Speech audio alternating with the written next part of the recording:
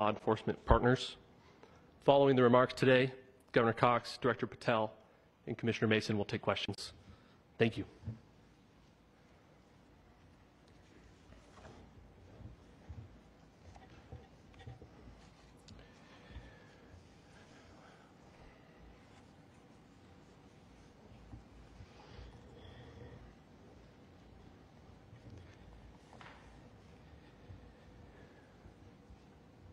Good morning, ladies and gentlemen.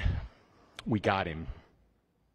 On the evening of September 11th, a family member of Tyler Robinson reached out to a family friend who contacted the Washington County Sheriff's Office with information that Robinson had confessed to them or implied that he had committed the incident.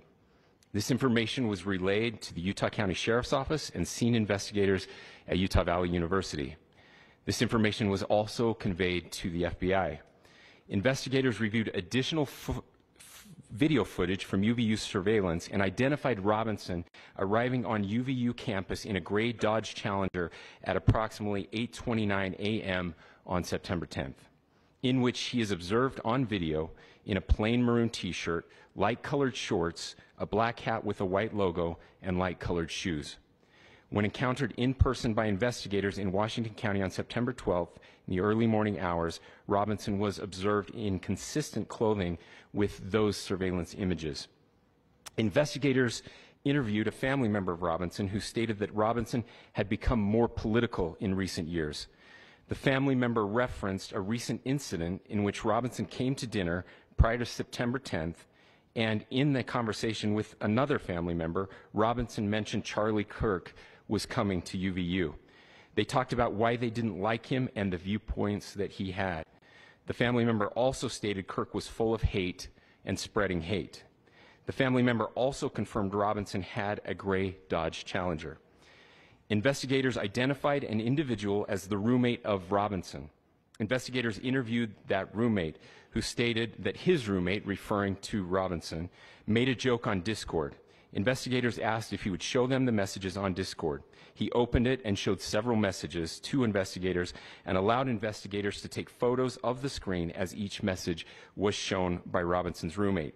These photos consisted of various messages, including content of messages between the phone contact named Tyler with an emoji icon and Robinson's roommate's device.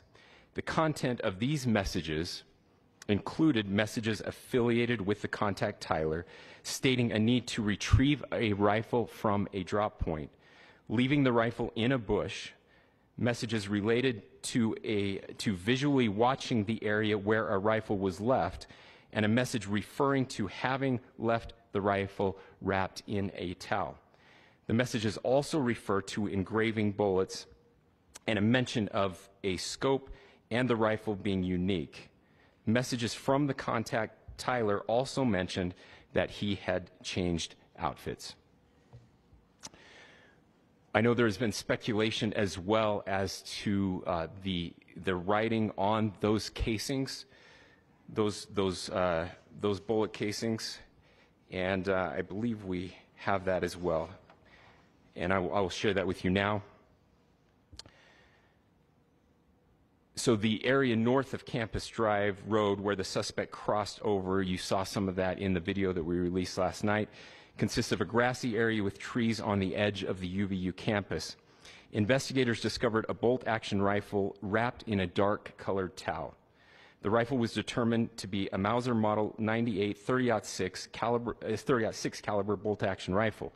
The rifle had a scope mounted on top of it. Investigators noted inscriptions that had been engraved on casings found with the rifle. Inscriptions on a fired casing read, "Notices, bulges, capital OWO, what's this, question mark." Inscriptions on the 3 unfired casings read, "Hey fascist, exclamation point, catch, exclamation point." Up arrow symbol, right arrow, and symbol, and 3 down arrow symbols. A second unfired casing read, "Oh Bella Chow, Bella Chow, Bella Chow, Chow Chow," and a third unfired casing read, "If you read this, you are gay, LMAO." We are indebted to law enforcement across the state who has worked seamlessly together, local law enforcement, state law enforcement, and our federal partners with the Federal Bureau of Investigation.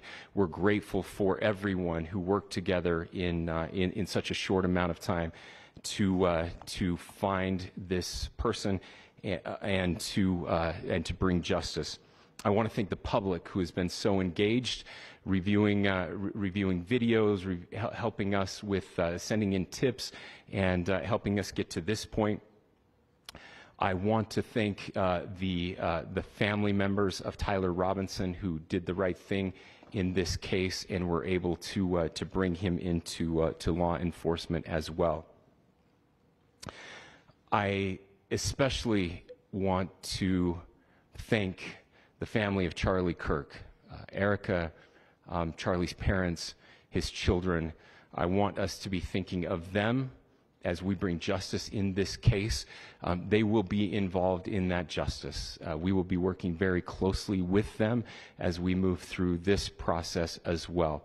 This is a very sad day for our country, a terrible day for the state of Utah.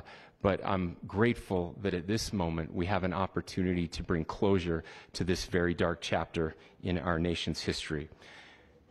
With that, I will now turn the microphone over to the Director of the FBI, Kash Patel. Thank you, Governor. This is what happens when you let good cops be cops. The FBI and our partners are proud to stand here today together to bring justice to the family of Charlie Kirk and honor his memory. I want to express my deep gratitude to President Trump, the Vice President, and the entire White House who have been so incredibly supportive with both resources and just personally to the FBI as a team. They had our backs the entire way, and I just want to express my gratitude for giving us the resources we need to operate in this space to bring this sort of justice at this sort of speed. In 33 hours, we have made historic progress for Charlie. Governor Cox, our partnership has been absolutely incredible these last few days. Our partnership will endure. Your state and local partners, your sheriffs, your DPS community has been unbelievably impressive in the hardest of times. And a case like this cannot be solved, cannot be brought without partnering with your state and local authorities. The FBI has a certain role to play, and we will play that role, and we will lead out for the federal government. But Governor Cox, we are so grateful for your state partnership that led out on this investigation. A little bit of the timeline. Charlie was shot at 12:23 p.m. on Wednesday. The first FBI agents arrived on scene in 16 minutes with chiefs of police at 12:39 and secured the scene. The FBI immediately launched fixed-wing assets. We utilized these assets to transport personnel, specialty technicians, hostage rescue teams. We also utilize these assets to go back and forth from the East Coast and here in Utah to transport forensic evidence and other evidence that will be analyzed and is being analyzed at our FBI laboratories in Quantico and other laboratories, including the ATF. At my direction, the FBI released the first set of FBI photos of the suspect at 10 a.m. local time on 9/11. Then, shortly thereafter, the FBI reward of $100,000 was released at 10:45 a.m. local. Myself and Deputy Director Bongino arrived on the scene at approximately 5:30 p.m. on 9/11. The governor led a press conference last night at approximately 8 p.m., where at my direction, the FBI released a never-before-seen video of the suspect. We also released new images to the public of the suspect. And just last night, the suspect was taken into custody at 10 p.m. local time. In less than 36 hours, 33 to be precise, thanks to the full weight of the federal government and leading out with the partners here in the state of Utah and Governor Cox, the suspect was apprehended in a historic time period.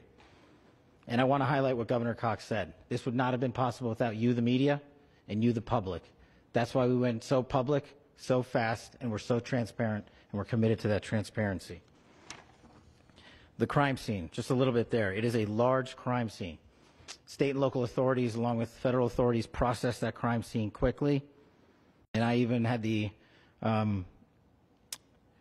ability to walk through that crime scene and walk through the steps the suspect took to learn more about what was needed and what resources we needed to bear to create a full picture for the FBI and leadership back in Washington. Furthermore, thankfully to state and local partners, forensic evidence has been seized and continues to be garnered. Forensic evidence has already been evaluated at FBI laboratories in Quantico and state and local authorities here. We will continue to process evidence as we see it, as we collect it, and we will continue to deliver to Governor Cox and his team. Last night, we had a total of approximately 7,000 leads. As of this morning, thanks to your great work, we have over 11,000 leads that were called in to the FBI. And we are running out every single lead that we can. Every one of those leads will be run out.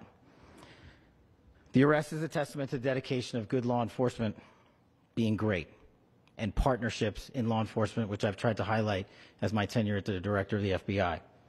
There is no better relationship for law enforcement than the FBI to partner with state and local authorities, and you've seen it here in these last few days. The FBI Salt Lake Field Office, along with our offices in LA, Phoenix, Denver, San Antonio, Las Vegas, Pittsburgh, Buffalo, our headquarters component in Quantico, all participate in the FBI. I want to express my deep gratitude to the employees of the FBI, the men and women, the evidence response team tacticians, the special operators, the agents, the support staff. You have done monumental work in historic time when the public, who had a right to demand such an expeditious solving of an investigation, the FBI answered that call diligently, critically important to our nation, and we delivered. And I'm proud to be their leader, and I'm proud to be the director of the FBI. This is a very much an ongoing investigation, as the governor said, and we will continue to work with state and local authorities to develop the investigation, to provide them the evidence they need for their ongoing prosecutions, and we will be here to answer every call they absolutely have, as long as it takes, for as long as we need to find and apprehend whatever suspects were involved in this crime. Lastly, to my friend Charlie Kirk, rest now, brother. We have the watch, and I'll see you in Valhalla.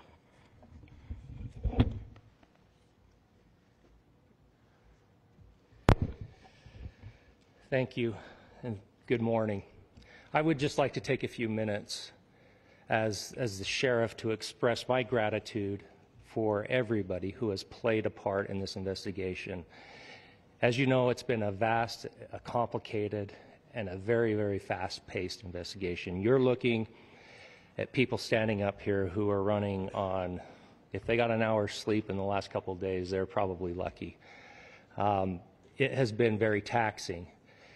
It has been so impressive, speaking on behalf of the local law enforcement, to see the cooperation that we've seen in this type of case.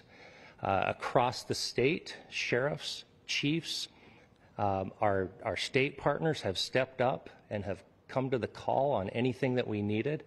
Our county chiefs have been phenomenal. Our Utah County Attorney, Jeff Gray, who's standing up here with us, has been phenomenal in leading us through this investigation. I would like to thank the federal government for their resources, their assets. Our local team here, our FBI team, has been extraordinary in helping us work through this and bring this person to justice. Most of all, I would like to thank the public, and specifically, I would like to thank the public who turned to prayers and who turned to positiveness for us. I would like to thank them on behalf of the law enforcement community, because we needed those prayers. That's what we needed to get through this. We needed your support, and you gave it to us.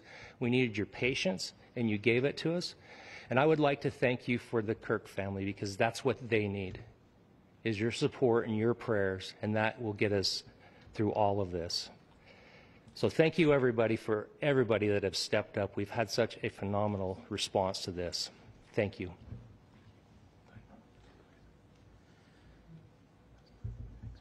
I also want to give a special thanks to the Attorney General and the Department of Justice. Their unwavering support and their commitment to justice is shown true here. And without AG Bondi and Deputy Attorney General Todd Blanche and the resources they brought to bear, we would not have been able to complete our mission. And I just want to say special thanks. It's an honor to be a part of the Department of Justice. Thank you again to our incredible law enforcement team who has worked so hard. Sheriff, I got a solid 90 minutes last night, so I'm probably the most well-rested person up here.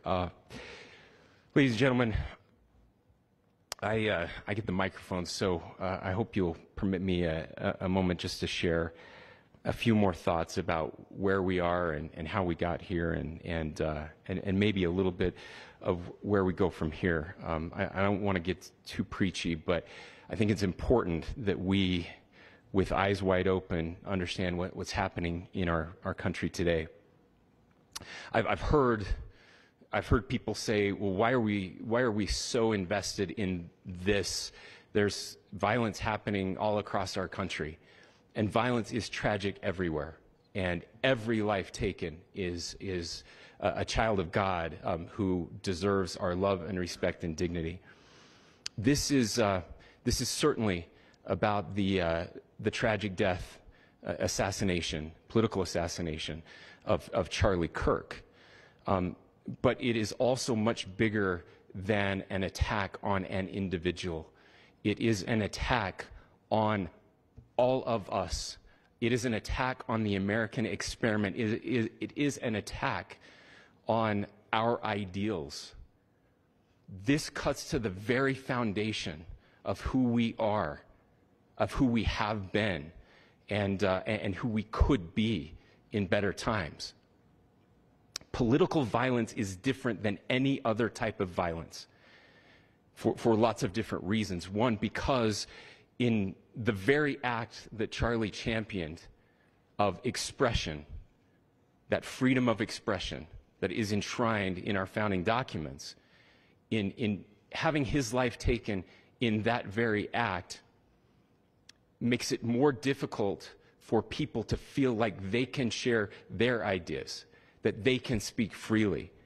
We will never be able to solve all the other problems, including the violence problems that people are worried about, if we can't have a clash of ideas safely and securely. Especially those ideas with which you disagree. That's why this matters so much.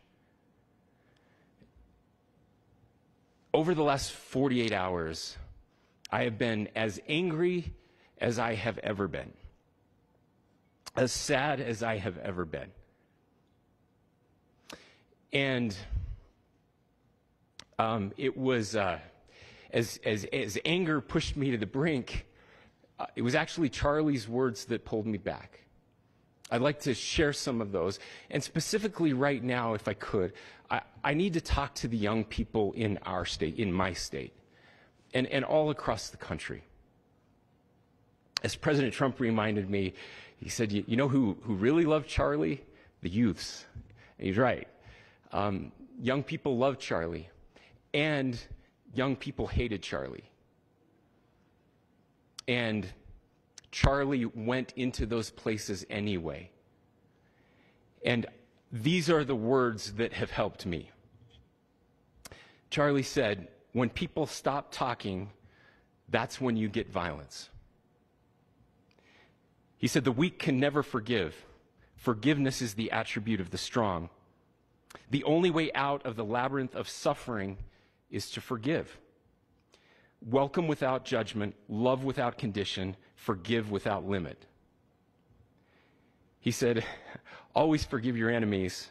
Nothing annoys them so much. A few months ago, I referenced this last night, Charlie posted to social media, when things are moving very fast and people are losing their minds, it's important to stay grounded. Turn off your phone, read scripture, spend time with friends, and remember, internet fury is not real life. It's going to be okay. He again said, when you stop having a human connection with someone you disagree with, it becomes a lot easier to commit violence. He said, what we as a culture have to get back to is being able to have a reasonable agreement, where violence is not an option. Now, again, to my young friends out there, you are inheriting a country where politics feels like rage. It feels like rage is the only option. But through those words, we have a reminder that we can choose a different path.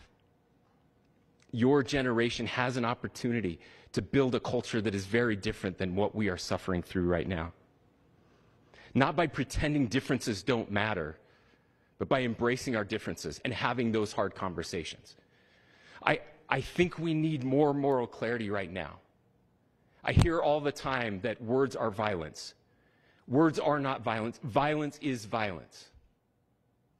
And there is one person responsible for what happened here. And that person is now in custody and will be charged soon and will be held accountable. And yet, all of us have an opportunity right now to do something different. I want to thank my fellow Utahns. This bad stuff happens. For 33 hours, I was praying that if this had to happen here, that it wouldn't be one of us. That somebody drove from another state, somebody came from another country. Sadly, that prayer was not answered the way I had hoped for, just because I thought it would make it easier on us if we could just say, hey, we don't do that here. And indeed, Utah is a special place. We lead the nation in charitable giving. We lead the nation in service every year. But it did happen here. And it was one of us. But I want you to look at how Utahns reacted the last 2 nights. There was no rioting. There was no looting. There were no cars set on fire. There was no violence. There were vigils and prayers and people coming together to share the humanity. And that, ladies and gentlemen, I believe is the answer to this. We can return violence with violence. We can return hate with hate. And that's the problem with political violence, is it metastasizes. Because we can always point the finger at the other side. And at some point, we have to find an off-ramp, or it's going to get much, much worse. But see, these are choices that we can make. History will dictate if this is a turning point for our country. But every single one of us gets to choose right now if this is a turning point for us. We get to make decisions. We have our agency. And I desperately call on every American, Republican, Democrat, liberal, progressive, conservative, MAGA, all of us to please, please, please follow what Charlie taught me. I'll just conclude with words I share often from a friend and author, Yuval Levin, who was asked if he was optimistic about our country. And he said, I'm not optimistic. He said, I hate optimism. Like, that sounds bad. But he said, optimism is a vice. It's this idea that good things are just going to happen. And he said, in the history of the world, good things have never just happened. He says, I'm not optimistic, but I am hopeful. And hope is the virtue that sits between the vices of optimism and pessimism. Hope is the idea that good things are going to happen because we can make them so. I still believe in our country. And I know Charlie Kirk believed in our country. I still believe that there is more good among us than evil. And I still believe that we can change the course of history. I'm hopeful because Americans can make it so. Ladies and gentlemen, we're happy to answer any questions you might have. Please speak to whether the suspect is speaking with authorities and his demeanor, Tyler Robinson, when he turned himself in. I cannot speak to that.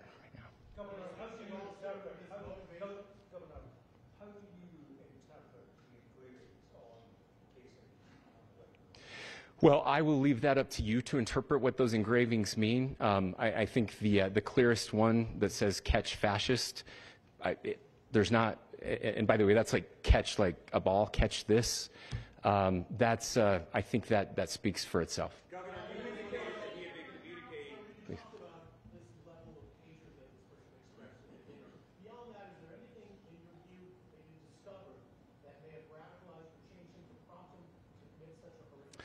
There's nothing more that we can share at this time. Governor, you indicated that he had been communicating with a friend on Discord about the gun. Do you anticipate any more arrests? We do not at this time have any information that would lead to any additional arrests. Do you believe he acted alone? Yes, but the investigation is ongoing.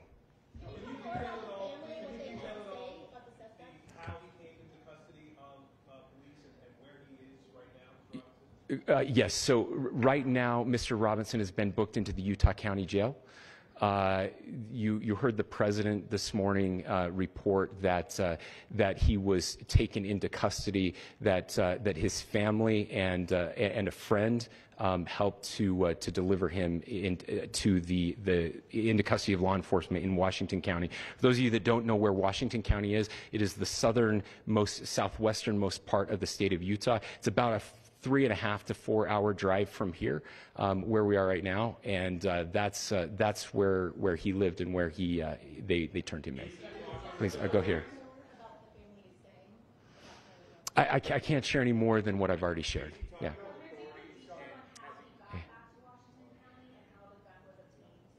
So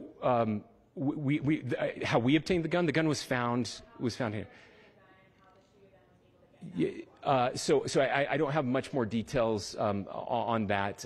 We do know that he drove. We had his car here on campus, and then we had his car going south back to the St. George. It's actually the city of Washington in Washington County. Is he talking with authorities, and did he discuss a motive? I'm sorry? We don't have any information that would lead us to believe that. Yes, in fact, it was just released. Yes. Is he talking with authorities, and did he discuss a motive? I can't answer that right now. Yeah, thank you. Over here.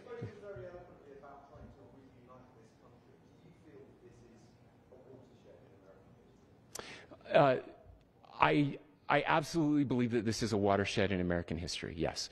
The question is, what kind of watershed? And that chapter remains to be written. Is this the end of a dark chapter in our history, or the beginning of a darker chapter in our history?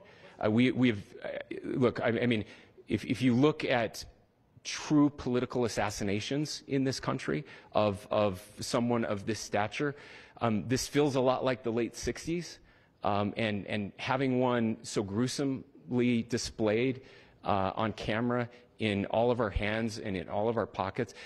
We are not wired as human beings biologically, historically. We have not evolved in a way that we are capable of processing those types of violent imagery. And by the way, we've seen another one with a gruesome stabbing very recently that went viral. This is not good for us. It is not good to consume. Social media is a cancer on our society right now, and I would encourage people to log off, turn off, touch grass, hug a family member, go out and do good in your community. That is happening, and it's happening organically right now. I had a friend in a small city in Utah who said, we're getting together, the Republicans and Democrats in my little town are getting together to have a discussion tonight, last night, just to find a way to find their better angels. So yes, this could be, I mean, again, you have to go back to JFK to have seen a video live of something like this happening. I wasn't born until 1975, but I know that things were really dark in the late 60s. Sorry to some of you. I know some of you were there. But this is our moment. Do we escalate, or do we find an off-ramp? And again, it's a choice. It's a choice, and every one of us gets to make that choice. Two more questions right here.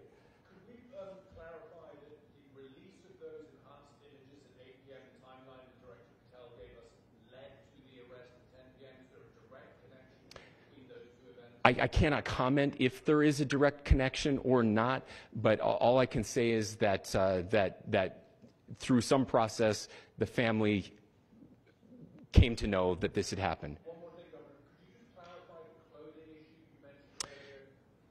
Was he changing outfits? Correct. Yes. So when he's first spotted on campus, he has different clothing on, and then he changes clothing on the roof, and then changed back into that clothing at some point, so that when he was apprehended, when he was arrested, the clothing matched the clothing he had on before the shooting here at UVU. Last question here. Yes. Suspect was from Utah. Can you kind of tell us a little bit more about where, and was he a student here at the scene, and is there any history of mental illness? Yeah. So I don't have any information on the mental illness part. He was not a student here at UVU. He was living and had lived for a long time with his family in Washington County, in the southernmost part of our state. Thank you, everyone, for your great work in getting this information out. I just say, process-wise, this may be important. I know many of you aren't familiar with the process in Utah. I think it's important that you understand that.